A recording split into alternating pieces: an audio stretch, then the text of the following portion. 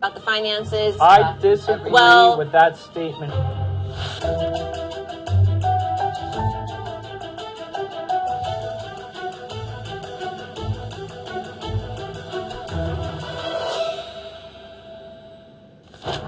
$29,000 on that card. We owe the orthodontist $100 a month. We took out a loan against John's retirement fund. Being laid off sucks. My biggest concern since John's lost his job, if our financial situation doesn't improve, we could lose the house. The bills, They keep coming in. they come in, I put them into an Excel worksheet, and I try and pay the bills, keep the house, and to keep the lights on. You can see, the family is bringing in $5,714 a month. Our bills are $5,300. That leaves $400 for food, shopping, and fuel. How's a family of 6 live on $400 a month after it's all said and done? A lot of people think they're on top of their financial situation because they keep track of their finances, and John and Michele are no different. I'm here. What I need to show them is that they have to come up with a clear plan of action to get back on the road to financial security. Hugs. How are you guys? I personally think I've done pretty darn well without Farnoosh's input at this point, and I'm going to test her on stuff. It is so awesome to finally sit down with you two. I know that you've made some progress. John, you have a job now. Yes, I do. That's great. You're bringing in money. Bringing in money. That's really important. But there are some weak spots still. You need to, as I see it, get on a system. I think that you guys are kind of wishy-washy about the finances. I know you're tracking every penny. I disagree. With that statement very much, that I'm wishy-washy with the finances. The common wishy-washy on the bills turn me off right away. I track every single payment that goes out of here, every single bill that comes in. Talking about money and opening up about your finances is a touchy subject. I didn't want to bring this up. You bought a suit the other day, a couple suits, right? For Yes, I did. $1,000? Yes, I did. You was only supposed to spend $250. No, it was $300. Let's get it straight. All right. Sorry, I was off by $50. You were off by $700. Okay. But my point is, I'm not saying you don't know what's going on, John. That's not what I'm saying. I'm saying that you know what's going on, but you're not making changes. Where's the action? What do you mean, where's the action? Like, you're tracking everything. Absolutely. But you're not saving. No, because I have to pay the bills. But let's be honest, there are some areas where you can cut back. John, I think sometimes he feels like people are out to get him.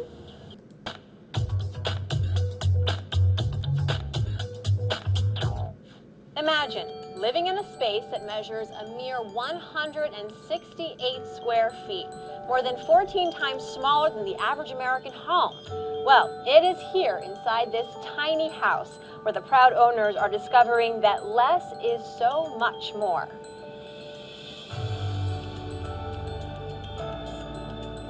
Well, in the past year, we've managed to save everything that I earn. We use my husband's income for our living expenses, and I've been teaching public school, so that's about $3,000 a month that we've put in the bank this year.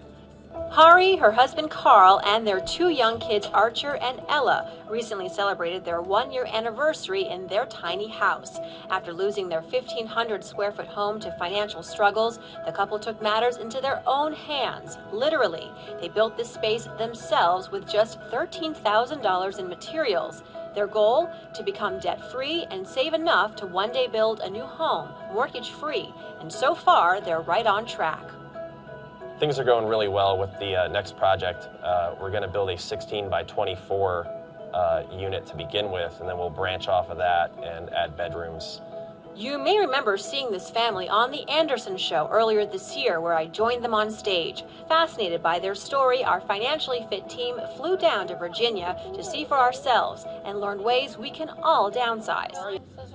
The family's fruit and vegetable garden lets them eat healthier, cut down on their carbon footprint, and slash their grocery bill by as much as 30%. Hari has also been upcycling, as she calls it, taking something old and breathing new life into it. My favorite upcycling project was the rugs I made for the house. I took old sheets, flat sheets, and crocheted them into rugs.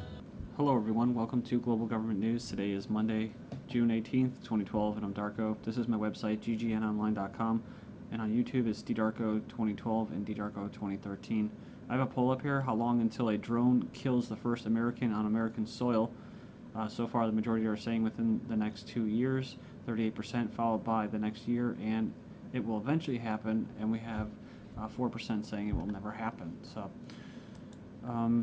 okay, so I started off with these videos because I just saw them on YouTube, and I went to go look back and look for another article that I saw, which was about repairing and not buying new things. And I know most of you are aware of how, basically, American-made goods were really, really good back in the day.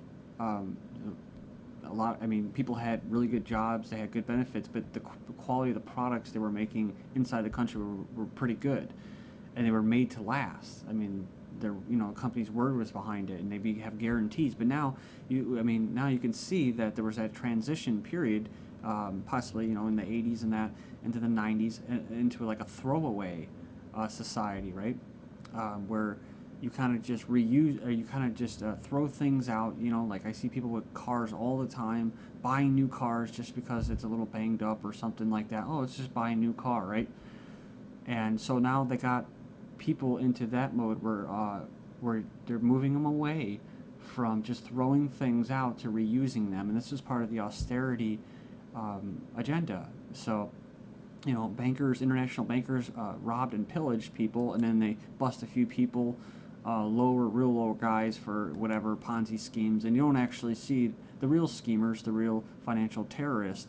But you have to all of a sudden change your lifestyle and get used to it and be happy to be living in a tiny house. I mean, yeah, it may be kind of cool to live in like a little tiny house and stuff like that, but I mean, come on, what if they have 2 kids? What if you have 4 or 5 kids? You really gonna be able to live in there? I mean, I don't know. I mean, there's good things and bad things, but I just know that there's an agenda behind this, so. But that's what social engineering is all about. It's about when you're screwing people over or you're negatively affecting them, that you want them to be able to enjoy, getting screwed. That's the ultimate form of mind control. I think even Huxley was talking about that, about having people be able to, Zed or Bernays, having them love their enslavement. They would love something that they would otherwise not like, and that's what we're at right now. So survey shows how deeply Americans were whacked by Great Recession, and it goes on here and it says here, devastation is the proper description for what happened to Americans. It says net worth and income from 2007 and 2010, said making matters worse. The 3 years followed a 7-year period of flat growth in both, and by the end of 2010, household net worth had fallen back to the levels of 1992. I just covered that recently.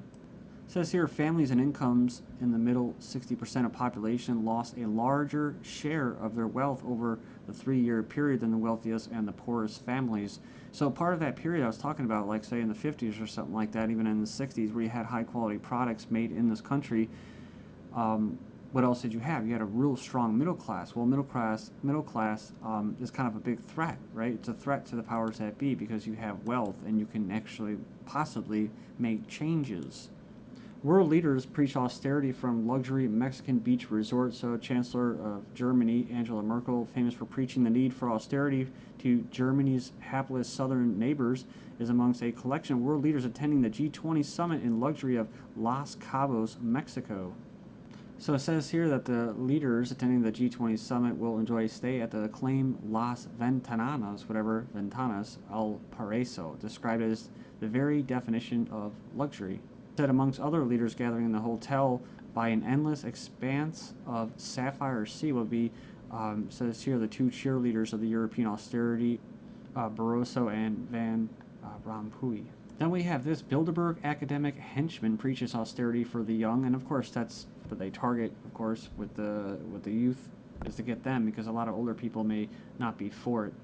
But it says here, a distinguished academic is about to deliver a lecture on the virtues of austerity, and it says here, why the young should welcome austerity is the title of the article by this Mr. Ferguson, published by the BBC on June 17th. So it goes on and it basically says that the young Britain and the world should pay off national debts now to avoid the miserable future. So I saw this article and I thought I'd follow with it. Adidas sparks outrage with Shackles sneakers. So like I said, this is about targeting younger people and stuff like that.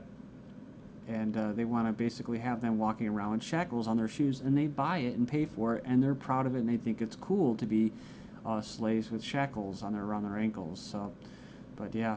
Moving on, it says a new shoe unveiled by Adidas last week has kicked off a chain reaction as sneaker fans around the world slam the company for creating a racist design. See, so they turn it into racism, right? But if these things do go, I could see people wearing them because they'll make it cool, right? It's cool to be a slave, but they're making it into racism because only blacks were slaves, right? Only blacks were indentured servants. No, they weren't. So. But like I said, it's always those divisive issues that they throw in there. It says here, Carlos Slim, world's wealthiest man, says retirement age for regular people should be bumped up to 70 years old. That's right. And this would help to prop up the world's struggling economies. Remember, I just included that video of a Mexican, I don't know if he was vice president or whatever he was, but he was up there. And he was part of the CFR, and he was what? He was talking about a green economy for Mexico and global governance, right? So, Americans hanging on in recession, and it says here, the story of these people, it says, and this kind of goes in line with what the Rio summit, so that's why they're showing all this stuff like in the beginning videos to the sheeple. Next up, we have Americans hanging on in recession. So the voices of these people in this story and others tell the story of a country that, for all the economic turmoil of the past years, continues to believe things will get better. Well, that's because the media is telling them that, right? They're telling them two different things. Everything's going to crash. Everything's going to crash. They're telling governments to get, so that they can take on more bailouts. And then at the same time, they keep telling them that things are getting better and the economy is getting better, so go out and spend. And speaking of hanging on, we have this article from the UK, Cliff's Edge households teetering on the brink of poverty. It said as part of an in-depth investigation into the impact of the financial takeover by the international bankers, or the recession they're calling it, we look at households, working households, stretched to the breaking point. But the research suggests that for many households, the work at the unstable lower end of the income scale simply does not pay enough to keep pace with the living costs. Livelihoods are stretched to the breaking point. So moving on, we found this. We can see for miles and miles, world's biggest telescope is given a go-ahead, and this is in the UK. This bad boy will take 10 years to build and will cost basically almost $1 billion for this telescope. So Britain's income is dwindling as recession continues, and it says here that millions will see pensions slash up to 20% as new EU rules are set to send annuities plummeting. Working families in the UK are living in a financial stress. It says here millions of working families in Britain are living on an economic cliff's edge. There it is again, despite the coalition's government's claim that people who work are better off. And then we have this, which is what? The world's biggest telescope going up in the UK. So it's going to take 10 years and almost $1 billion. We're going to buy a big telescope while their people are barely able to pay the bills. So it's just not, it's not just citizens here. They're going to have their pensions slashed. Look at this. Soldiers sacked days before pension dates. Soldiers were basically fired before they qualified for full pensions. So families of servicemen have complained. Foreign demand for U.S. Treasury securities rose to a record high in April. China, the largest buyer of Treasury debt, increased its holdings slightly. And remember, the Federal Reserve just cleared them to go directly to them. They don't have to get any congressional authorization or anything. So it says here at least $50 billion in U.S. foreign arms sales for 2012. So foreign holdings of U.S. debt hit record high, at least $50 billion in U.S. foreign arms sales for 2012. So they had a record-breaking year for the military-industrial complex. So again, let's give them a clap. Good job, guys. Central bankers brace for euro breakup, at least that's what they say, over the next 5 years as banks fire drill for Greek elections. So banks have a fire drill. So it says right here the banks are on high alert and they are forming these, quote, special teams that will be on standby after the elections and that. A secret EU summit document shows first step to banking union over the next 10 years, pulling debt via Eurobonds and a political union.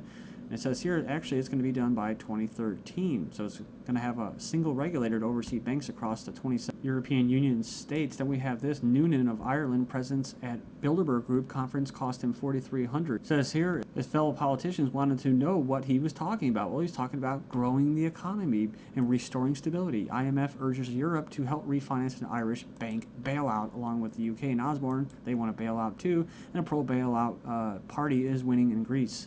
Obama's former professor says President Obama must be defeated because he failed to advance the progressive cause. We know the Muslim Brotherhood is a Western proxy, and they just won in Egypt. as planned by the globalists in Venezuela, happiest country in South America. Thank you.